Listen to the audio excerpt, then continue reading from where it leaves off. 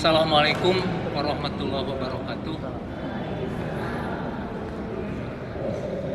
Innal hamdalillah nahmaduhu wa nasta'inuhu wa nastaghfiruhu wa na'udzu billahi min syururi anfusina wa min sayyiati a'malina may yahdihillahu fala mudhillalah may yahdihillahu fala mudhillalah wa may yudhlil fala hadiyalah. Wa asyhadu an la ilaha illallah wahdahu la syarikalah wa asyhadu anna Muhammadan abduhu wa rasuluh alladzi la nabiyya ba'da. Allahumma sholli ala Muhammad wa ala alihi wa sahbihi wa man tabi'ihim bi ihsani ila yaumiddin. Perkenalkan, nama saya Didin Kusdiana, salah seorang peserta pelatihan tinggal di Geger Kalong. Alhamdulillah pada siang menjelang sore ini mendapat kesempatan untuk berlatih untuk tampil. Bapak Ibu hadirin sekalian, mari kita sama-sama memperhatikan ayat Allah Subhanahu wa taala dalam Al-Qur'an surat Abasa. A'udzubillahi minasyaitonir rajim. Bismillahirrahmanirrahim. Abasa wa tawalla an ja'ahul a'ma wa ma yudrika la'allahu yazakka. Dia Muhammad bermuka masam dan berpaling karena telah datang seorang buta kepadanya. Tahukah kamu barangkali ia ingin membersihkan dirinya dari dosa? Ayat tersebut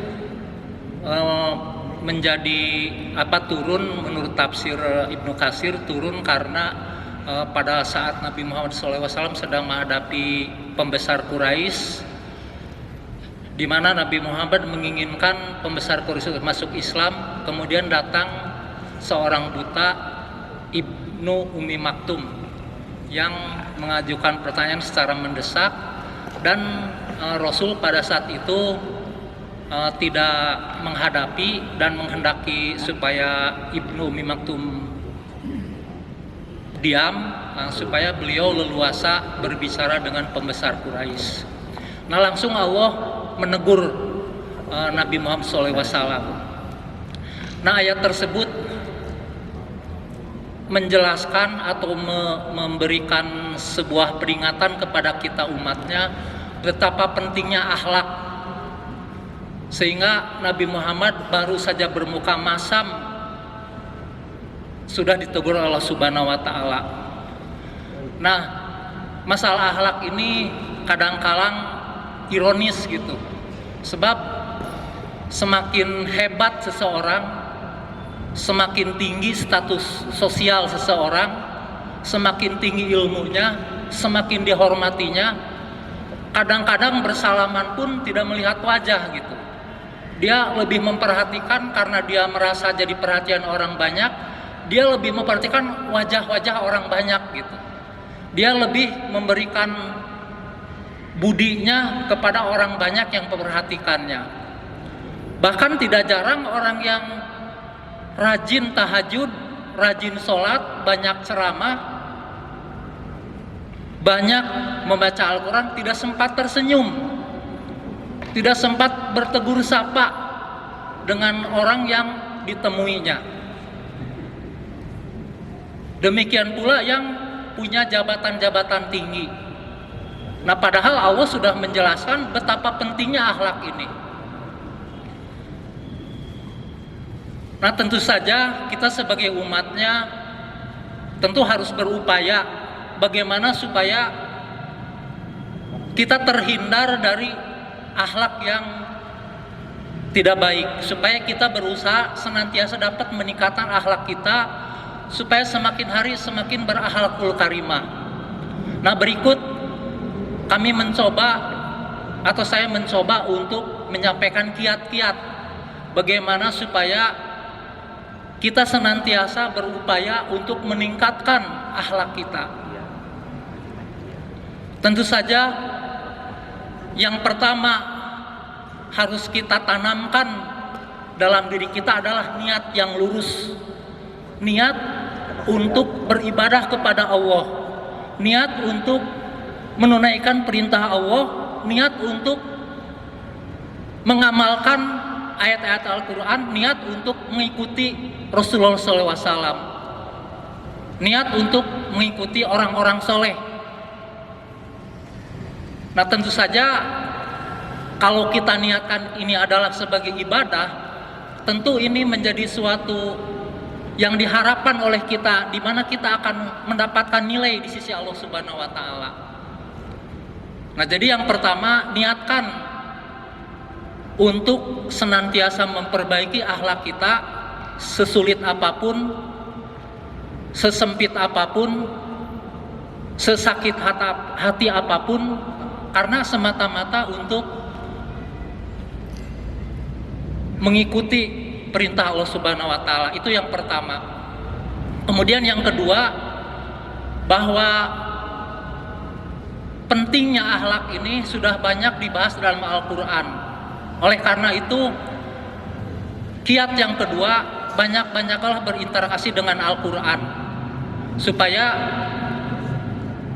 nilai-nilai ruh Al-Quran itu bisa melekat pada diri kita sedikit demi sedikit. Kemudian kiat yang ketiga, belajarlah dari akhlak Rasulullah SAW supaya kita bisa menteladaninya. Dan yang terakhir, yang tidak kalah pentingnya, banyak-banyaklah bergaul dengan orang-orang soleh. Karena kalau kita lihat anak-anak sekarang yang pergaulnya dengan sering mengucapkan kalimat-kalimat atau kosa-kosa kata yang kotor, mereka tidak sulit atau dengan mudah mengatakan misalnya nama binatang. Bahkan temannya yang punya nama diberikan oleh orang tua nama sebaik-baiknya dipanggil punten, jing kamana jing, teuing atuh jing, kadia heula jing. Nah itu kenapa? Karena kita berada dalam lingkungan yang bukan orang-orang soleh. Tapi kalau kita berada dalam lingkungan orang-orang yang soleh, tentu saja kita akan terpacu, kita akan tersibgoh, kita akan tertulari gitu. Bagaimana bertemu dengan wajah yang cerah, dengan wajah yang ceria, menyampaikan salam, kemudian bersalaman dengan erat. Bagaimana rekan kita yang kita temui tersebut ternyata sosok pribadinya sangat tenang, sangat percaya diri, tidak terburu-buru, tidak tergerusu-gerusu. Kemudian juga kita tahu bacaan Qur'annya, kita tahu sholat tahajudnya, kita tahu ibadah-ibadahnya. Nah, jadi singkat saja, kiat untuk mengupayakan supaya akhlak kita itu semakin hari semakin baik. Yang pertama, niatkan untuk memperbaiki akhlak hanya karena Allah, dalam rangka beribadah kepada Allah. Yang kedua, banyak-banyak berinteraksi dengan Al-Quran. Yang ketiga, teladani, ikuti akhlak Rasulullah SAW. Dan yang keempat, banyak-banyak bergaul, banyak-banyak berkumpul dengan sesama orang-orang yang soleh. Itu saja mungkin. Mohon maaf apabila ada hal-hal yang kurang pas atau kurang berkenan. Billahi taufiq wal hidayah. Wassalamualaikum warahmatullahi wabarakatuh.